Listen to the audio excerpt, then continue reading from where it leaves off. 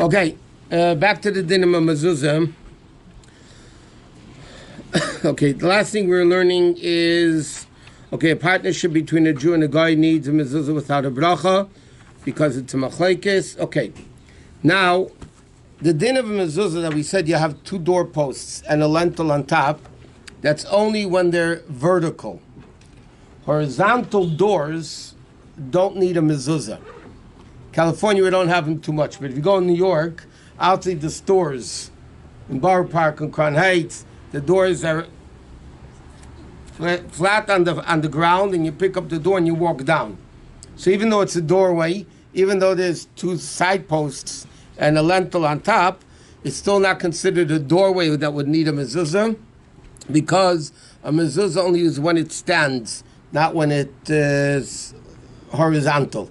It has to be a standing door. And therefore, that wouldn't be obligated in mezuzah at all.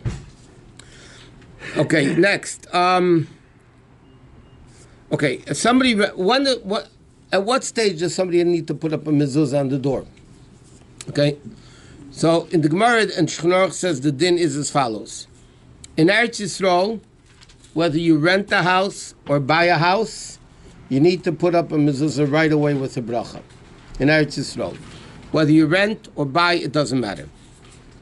Outside of Eretz Yisrael and Chutz La'aretz, the din is like this: if you buy a house, you need to put up mezuzahs right away. If you're renting, then you don't have to put up mezuzahs for 30 days. That's rentals versus buying. But in Eretz Yisrael, it doesn't matter if you're renting or buying, you need to put up mezuzahs right away. Is that what's a reason? Huh? Why? Because the question is, if it's the real obligation of mezuzah b'sacha, biblically is when you own it. If you're renting, it's rabbinically obligated to put up a mezuzah. Therefore, they ask an interesting shaila in halacha. What happens if you rent it, you put up a mezuzah, and then you bought the house? Is the mezuzah that you put up as a rental, which was only rabbinic, is it good enough for the biblical obligation of mezuzah, or do you have to put it on again? Do you have to put up a different mezuzah, do it again?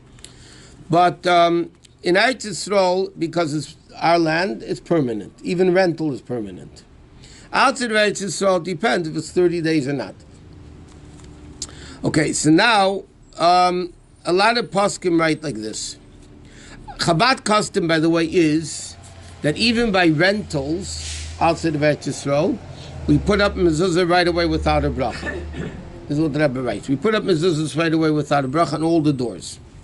On the 30th day, we change one of the mezuzahs for a better mezuzah, and then we make a bracha on the better mezuzah, and that covers all the mezuzahs that we did in the previous 30 days ago.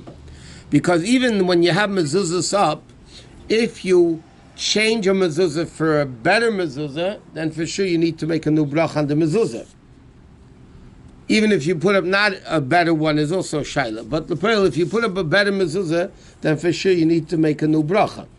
It's like if somebody put on somebody's tefillin in the morning, and then later they put on somebody else's tefillin. So even though if it would be your own tefillin, it's not long enough of a break that you would need to make a bracha, but if somebody else's tefillin, then you would need to make a bracha on the tefillin again. Where they had this in the yeshivas, a lot of bachrim before chassidus in the morning, they would, before they had coffee and cake, they didn't want to have coffee and cake before putting on tefillin, so they would put on tefillin, say Shema, and then they would take it off, and then they would have their coffee and cake, then they would learn chassidus, and afterwards they put on their own tefillin with the bracha again. So they made sure to put on somebody else's tefillin, that there shouldn't be a question about making a bracha when they put on their own tefillin for a second time.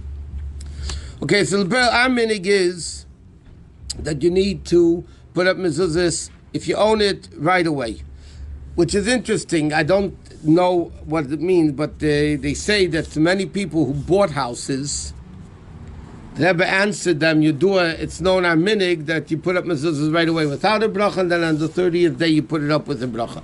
But I don't know exactly what the story is. I'm just telling you what it says in Shulchan Aruch. Okay, another very important din, very practical din. You have an apartment, or you bought a house, okay, and you sold your house, you're moving out. You're moving out. So, do I have to, and the Jew's moving in. Do I have to leave the mezuzahs, or can I take the mezuzahs and just take them home? So the din is, if a Jew is moving into the house, you have to leave the mezuzahs. But you can make him pay for them. What happens if he doesn't want to pay for them? Then you can take it to Bezdin. But you could, according to many poskim, you could, let's say you have very expensive mezuzahs. Let's say you have $180 mezuzahs, and you don't want to leave over $180 mezuzahs for the next guy that's moving in. You could change your good mezuzahs, your expensive mezuzahs, for cheaper kosher mezuzahs. They have to be kosher. You could put on your cheaper mezuzahs on the door, and you could take your expensive mezuzahs away. The new tenant says, I don't want to take him. If a new tenant, a Jew or a guy, because if a guy moves in, for sure you have to take him off. Not they're going to throw him in the garbage. If it's a Jew that says, I don't want to take him, you can take him. You have to take them. Well, not only that, a lot of times people move out of apartments or even houses, and they're going to do construction. They're going to paint, right? Landlords have to paint, do construction, whatever it may be. So then you're going to leave your mezuzahs. The goyim, the painters, are going to just paint over the mezuzah, which is going to passel the mezuzahs. They're going to validate the mezuzah. So then the din is for sure you could take them off. How does it work spiritually that I am taking the expensive mezuzah out, so my lot is more expensive than your lot? You're telling the other Jew that... That only works by cars. I know. Why would you take Why? Because he doesn't want to pay for them. Why should I leave $180 mezuzahs that he doesn't want to pay for? And I have 10 rooms. Why should I give him over $1,000? I mean, like, why? So, Poskim, that's Kadeshim. It is right that you could change the mezuzah for a cheaper mezuzah and take off the expensive mezuzah as long as you leave a kosher mezuzah. But even then, halacha says you can make him pay for it. If technically, you could take him to Bezdin, and Bezdin will tell me you have to pay for them. If the guy says, I don't want to take him, or sometimes the guy says, you know what? The guy that's moving in has better mezuzahs than the ones that are up, yeah? And he says, you know what? Take your mezuzahs. I have my own mezuzahs I'm going to put up. So then you take them. You don't have to leave them. It's not Kabbalah. But what happens, though, this is another interesting shaila. What happens, the guy has an apartment. B'chlal, it's rented to Jews, let's say. And the tenant moves out, and there's nobody living there meanwhile. Can he take off the mezuzahs? Does he have to leave them? So the fact that the building is owned by a Jew, the building needs shmira. Mezuzah is a shmira, even though the Rambam writes that you're not allowed to do a mitzvah mezuzah because of shmira, because of Hashem protecting us. But the fact is, a mezuzah does protect the Jew. So therefore, if you own a building, even though nobody's living there now, you still need to put mezuzahs up. Unless if the assumption is it's in a Goyish area, and then practically speaking, Goyim are going to be moving in. Goyim are going to move in. Then you don't need to keep the mezuzahs there. You put mezuzah on all the doors? Yeah. Outside doors? Or? Where? If what? In the apartment. You own an apartment. You're talking about that? No, it depends who the tenants are. The obligation mezuzah is on the tenant, not on the landlord. So where does the landlord have to pull up the mezuzah? The communal doorways. But if you have a building and the goy lives there, and goy moves out, and the building is empty, but you own the building. Technically, it depends. Technically, a Jew would have to. The guy would have to put up mezuzahs there. And take it off. Yeah. Or if they're going to do construction, then you don't leave them there, or painting or anything like that. That's how they actually ruin the mezuzahs. Okay, next. Okay, so it says like this. A person has to be very careful in the mitzvah of mezuzah.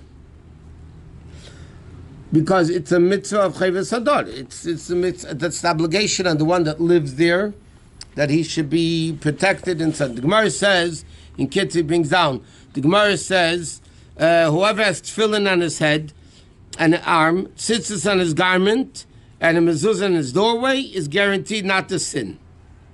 Because he has a lot of reminders. The tzitzis remind him, don't sin. We do it anyway, but it doesn't matter officially. The tzitzis remind us not to sin. The tefillin remind us not to sin. The mezuzah reminds us not to sin. And the Gemara says whoever is careful mezuzah and lives long.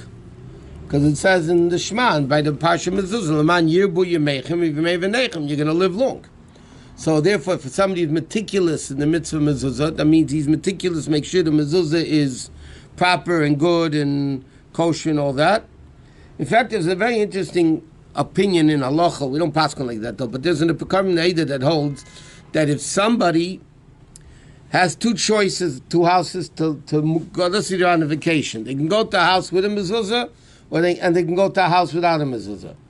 They should only go to the house with a mezuzah. Most poskim disagree, and the halacha is not like that, because it's not your obligation to put up a mezuzah. The obligation is on the landlord. If you're there for 30 days, yeah, then you need a mezuzah. If you're going to be staying there more than 30 days. But like we said the other day, hospitals don't need, jails don't need, even though if you're going to be for an extended period of time, you still, jails don't need, and hospitals don't need, according to many opinions, shuls don't need. But, a person has to be very meticulous in the mitzvah mezuzah. The Rebbe, when he came out with mitzvah mezuzah, there were a lot of stories told about people that were saved because of mezuzah. And there were people that Rebbe told, by the way, there are a few individuals that Rebbe told they should have a mezuzah in the car. Not on the car door, just a mezuzah in a case, in the car, in the glove compartment or whatever it would be, as a form of protection. The Rebbe told that to a bunch of people. Everyone should do that, or no? The Rebbe told to certain people. A guy wants to do it, that's fine. I mean, you could do it. But the Rebbe, there were certain people. The Rebbe told clearly that they should have a mezuzah in the car for protection. Okay. Let's see what else there is here before we move on. Okay, one last thing over here.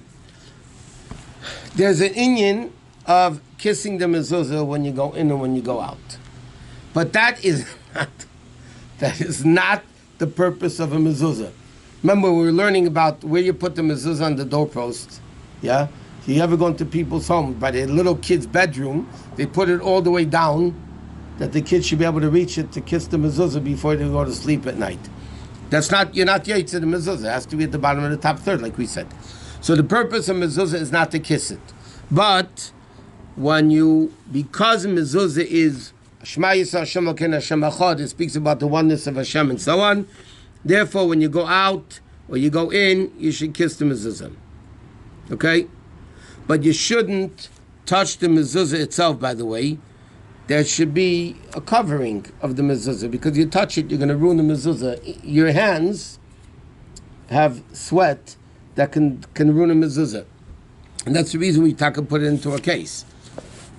But you have to, another interesting thing, sometimes people, this is their mezuzah, so we learned that you really have to roll it. Remember, from end to beginning, and then put it in the case.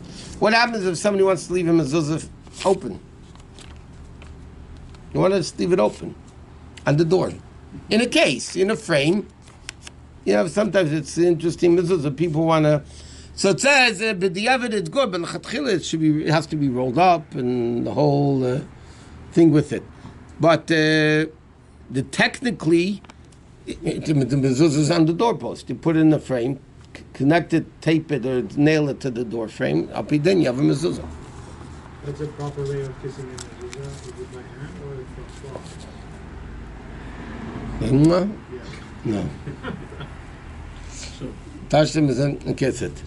I said Rebbe just touched it. Okay, it's interesting. There's a story with the Baal Shem Tov, that the Baal Shem Tov always walked by a mezuzah. When he walked, he touched the mezuzah and he kissed it. One time the Baal Shem Tov just touched the mezuzah, he didn't kiss it. So the Talmidim of the Baal Shem Tov were thinking what happened. So they checked the mezuzah, it was tak apostle. It was not kosher mezuzah. The Rebbe didn't, what we saw clearly, the Rebbe walked by, he just touched the mezuzah with his hand, he didn't kiss it. But that's what he did. No, that's what the Rebbe did. The minig Yisroel to kiss the mezuzah. But those kids, you ever see kids running around the house? Have you thought? You don't have to do that. That's a given, you don't have to do that. When you go into the house, you kiss the mezuzah. You know, sometimes you kiss the mezuzah. You just don't run around the house kissing mezuzahs the whole day. It's not. That's not what the mezuzah of it is. Right. What? So if somebody lives in an apartment, has the mezuzah up, and then they move to the apartment across, take that down, put it up, new bracha. They move Yeah, to definitely, it's a new bracha. The question if you could take it down depends on who's moving in.